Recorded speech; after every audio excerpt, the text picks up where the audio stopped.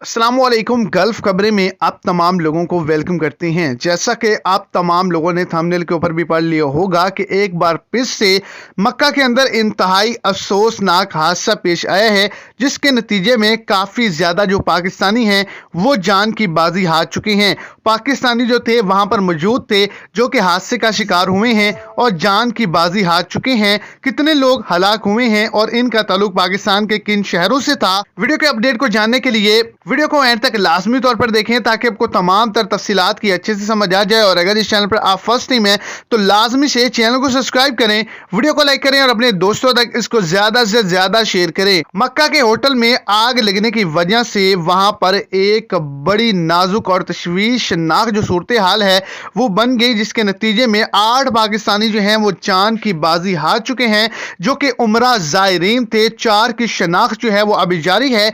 मरने वालों में से 2 का ताल्लुक विहाड़ी से था, जबकि 2 का कसूर से था।